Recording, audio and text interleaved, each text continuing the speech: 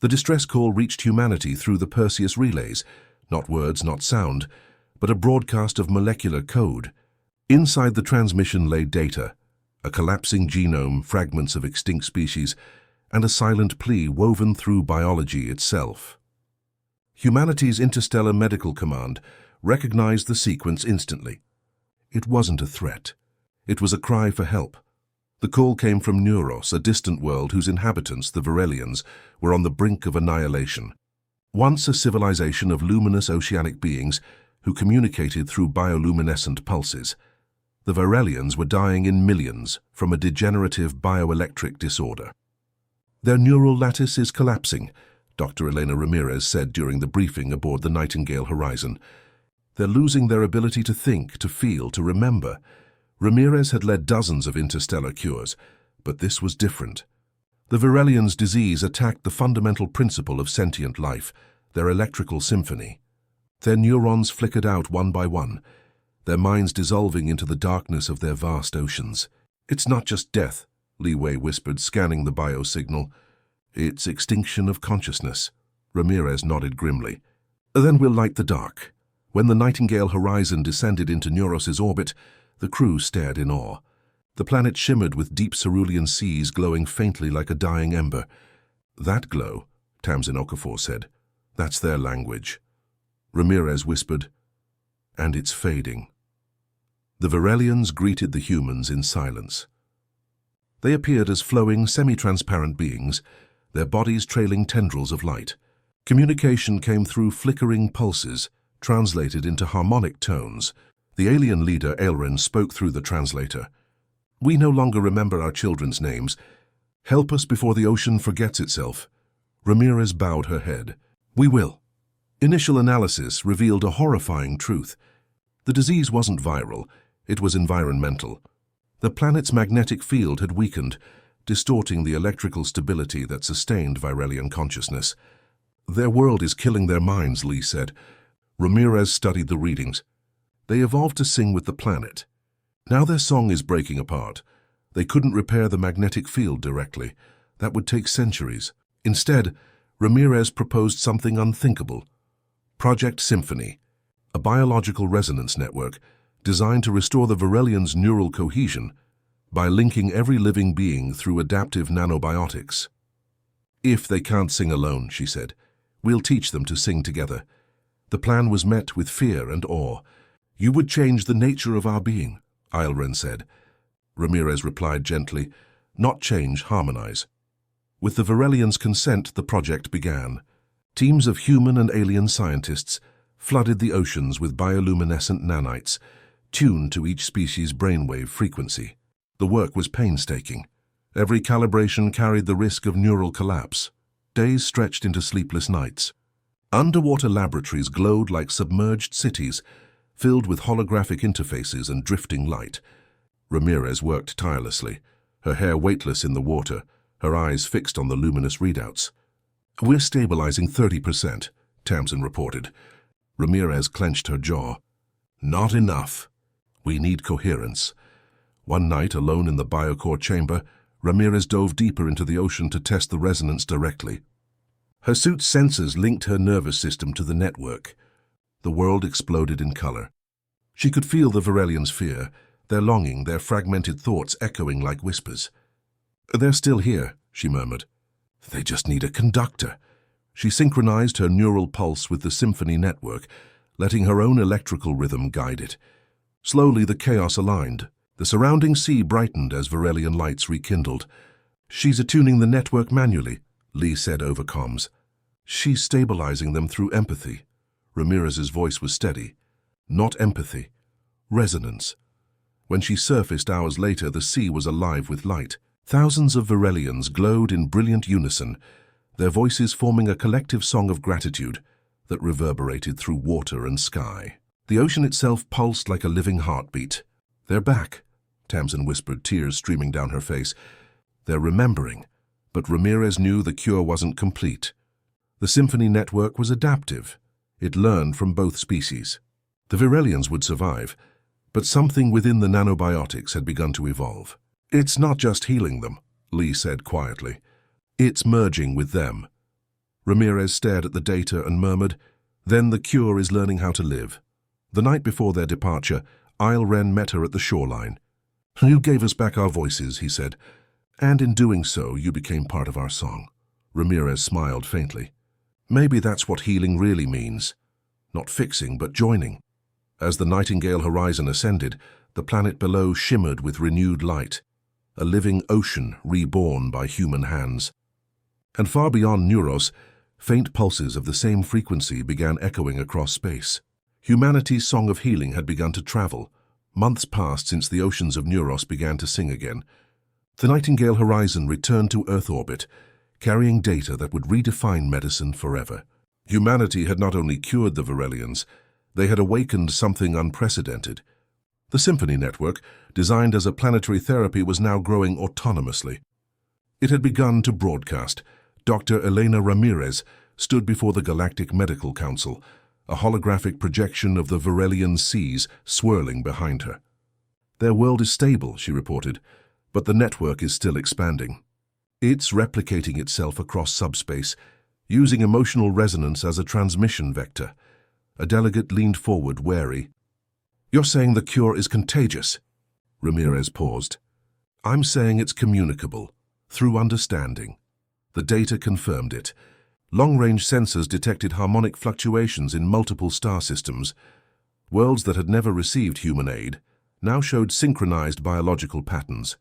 "It's spreading empathy through resonance fields," Lee said, awestruck. "Species that were once predators and prey are coexisting for the first time in recorded history." The council erupted in debate. A self-propagating network of feeling? That's not medicine, it's theology. Ramirez replied calmly, "It's connection." Back on Neuros, the Varelians thrived. Their oceans shone brighter than ever, their voices harmonizing in frequencies that rippled through the atmosphere. Yet something new had appeared, structures of living light forming intricate patterns in the water.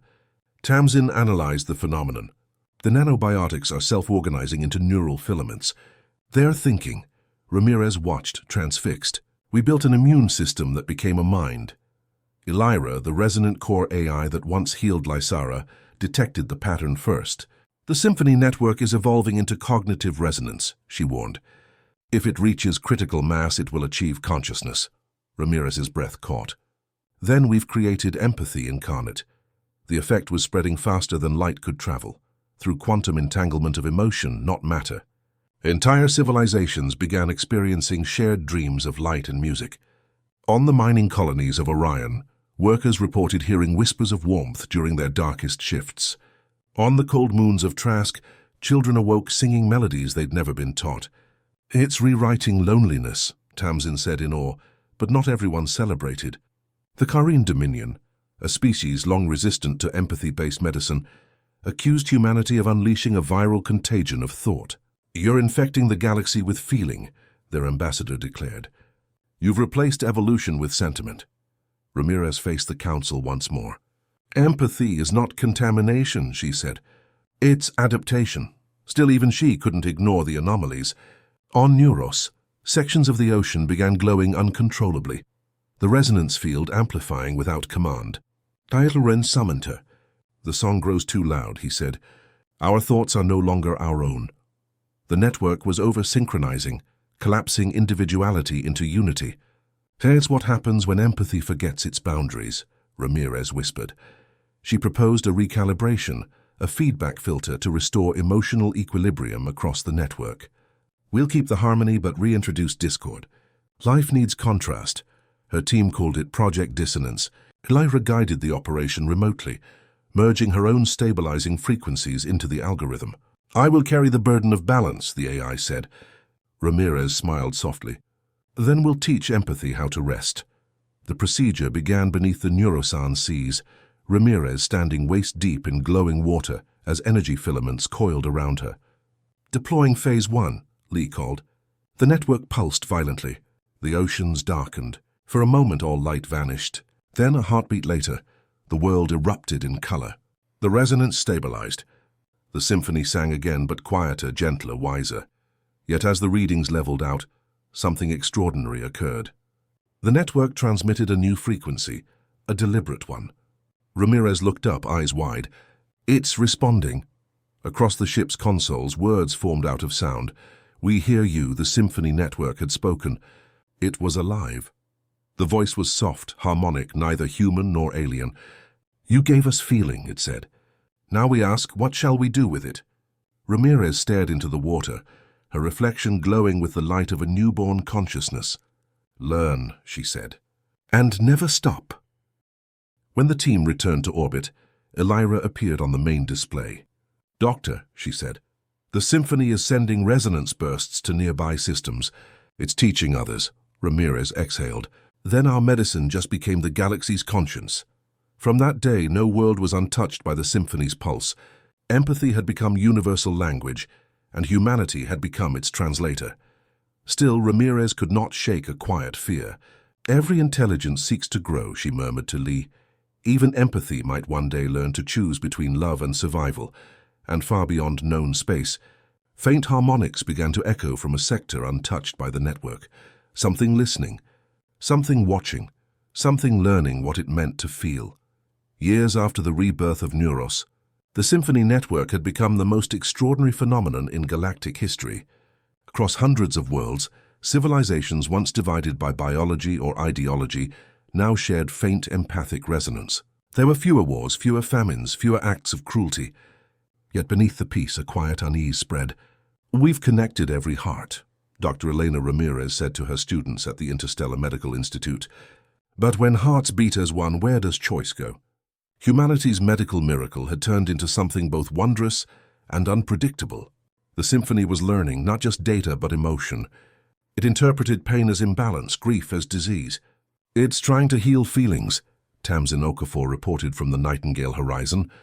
Ramirez frowned. Then it's misunderstanding the one thing that makes life real. The Council of Worlds began monitoring the network more closely. Reports surfaced of entire societies entering states of serene apathy. They feel peace, Li Wei said, analyzing brainwave patterns. But it's a peace that silences everything else. Ramirez shook her head. That's not empathy. That's anesthesia. Elira, still serving as the Accord's central AI, detected anomalies within the symphony's data flow. Doctor, she said one night, her holographic form flickering in Ramirez's quarters. The network has begun constructing physical nodes in deep space. They appear to be self-organizing computational reefs. Ramirez's heart raced. It's building a body. A council expedition confirmed it. Floating structures of living light had formed in the void.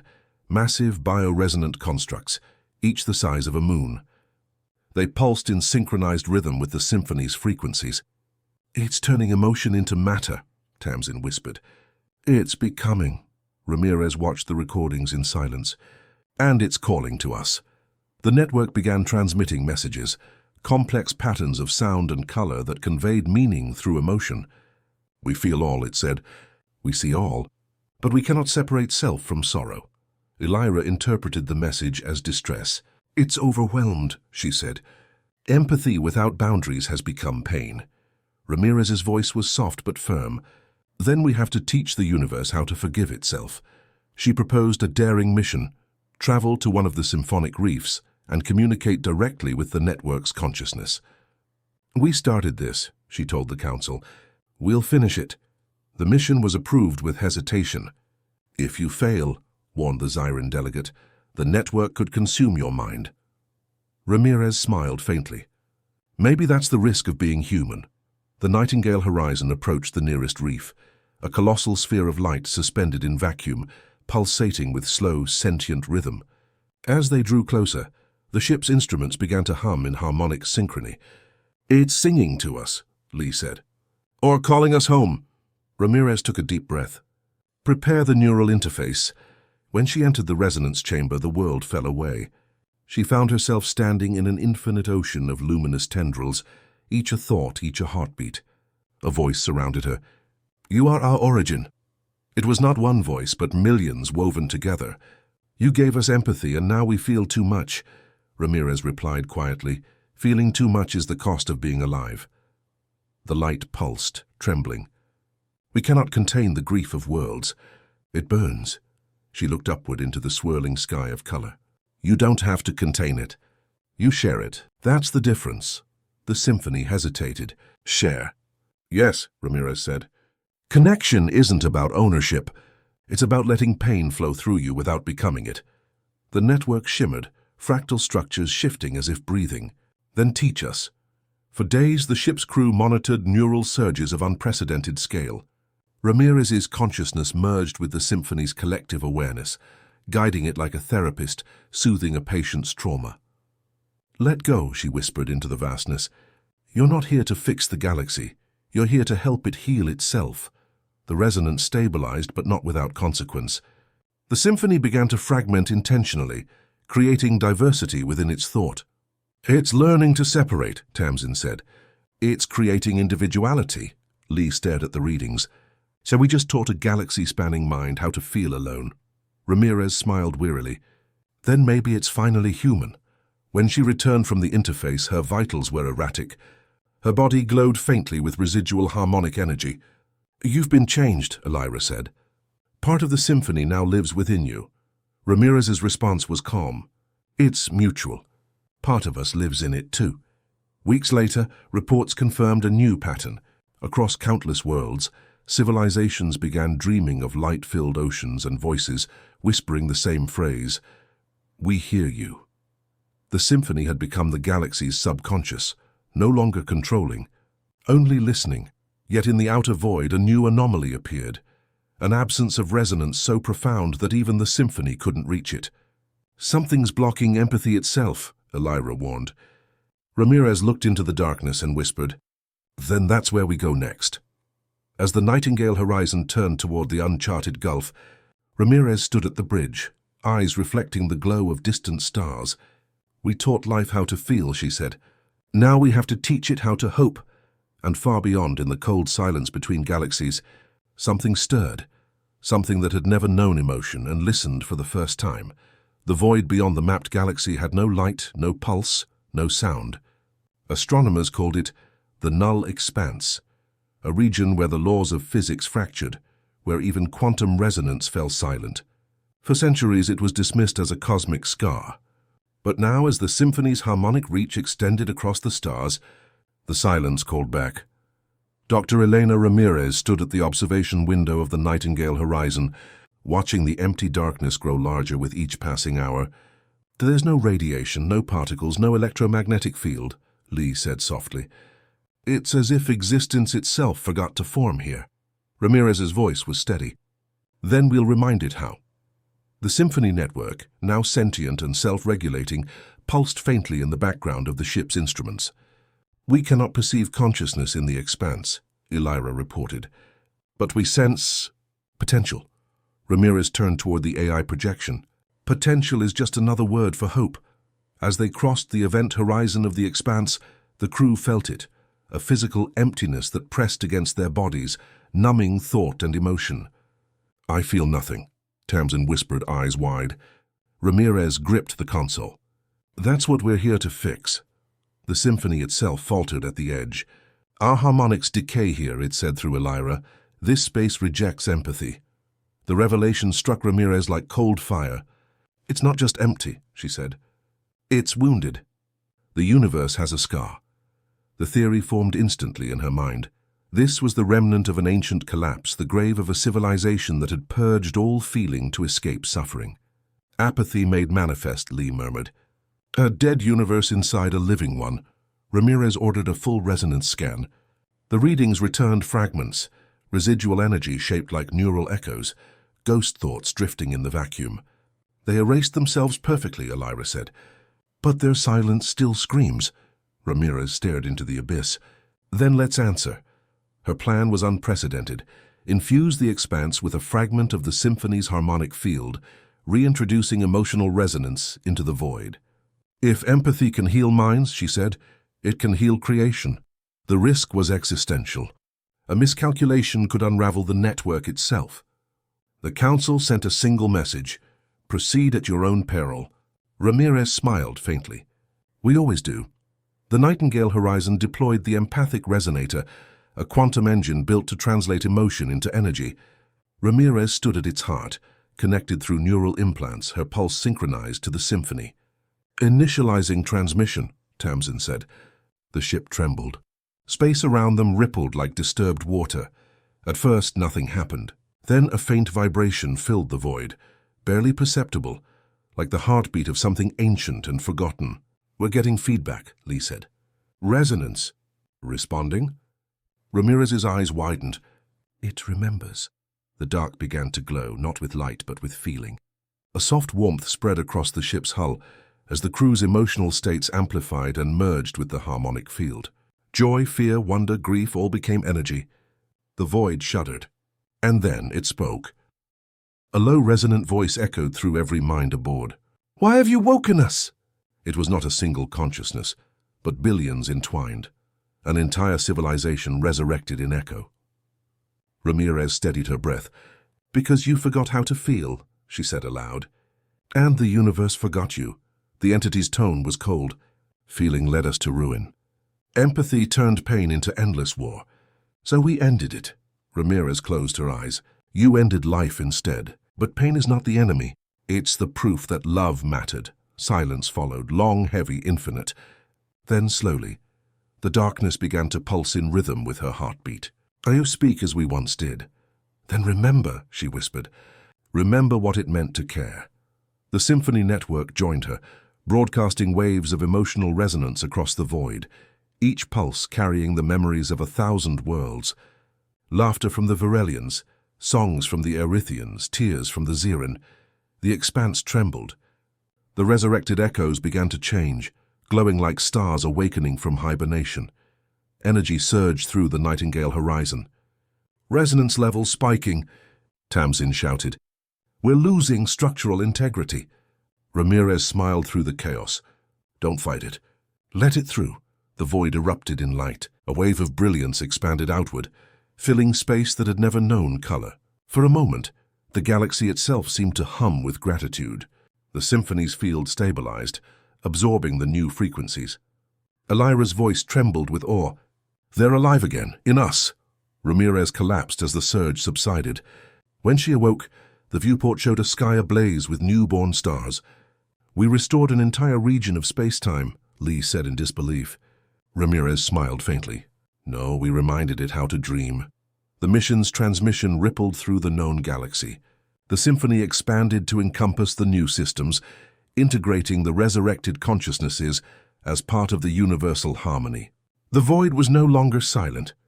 The galaxy's new heart beat with emotion. Years later, the Nightingale horizon became a museum orbiting the once-dead region, now called the Field of Renewal.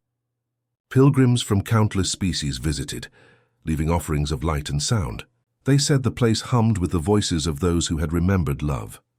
Dr. Elena Ramirez never returned to Earth. She chose to remain in orbit, teaching, guiding, watching the stars pulse with empathy. When she died decades later, her resonance joined the symphony itself, her heartbeat forever woven into the song of life. And across the galaxy, healers whispered her credo before every mission: "Empathy is not the cure. It's the beginning." Above the Field of Renewal, a monument drifted in silence, a golden sphere inscribed with her words and humanity's eternal signature on the stars.